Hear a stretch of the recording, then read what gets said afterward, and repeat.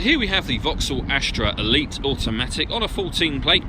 I'm going to start off by showing you around the outside of the car, and then we'll hop in and run through some controls on the inside. But from the outside you can see that it's a 5-door car with alloy wheels. Let's start off inside the boot and then work our way around the rest of the car from there. The boot, you'll see we have reversing sensors, plenty of boot space as well, along with that 60/40 split folding rear seat. Okay, so we're just going to work our way back round to the front of the car, and then we'll hop in and run through some controls on the inside. But now that we've done a full circle of it, you can see it's in lovely condition the whole way round. Just briefly before we climb in, I think it's well worth seeing the interior from this exterior point of view. You get full leather seats, as you can see. There's plenty to run through on the dashboard, so let's hop in and we'll do that right now. Okay, so now that we're inside the car, we're going to start with the dials. On the left-hand side, we have the rev counter, and on the right-hand side, the speedometer. At the bottom in the middle, you can see the total miles for this car are 22,152.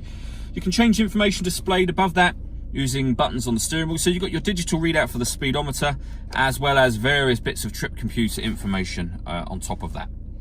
If we back out to the steering wheel, on the right-hand side, we have stereo controls, and on the left-hand side, we have cruise control and speed limiter just here.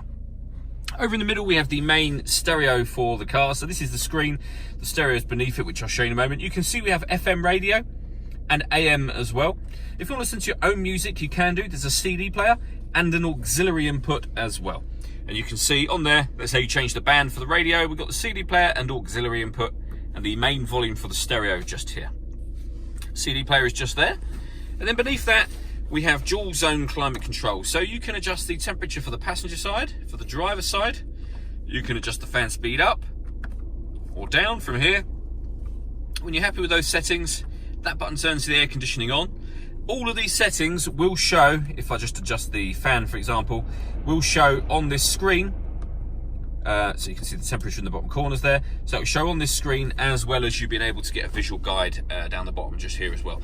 So that button will turn the air conditioning on, or you can hit auto, and the car will maintain those temperatures by taking control of the fan speed itself, and you can override that whenever you wish to.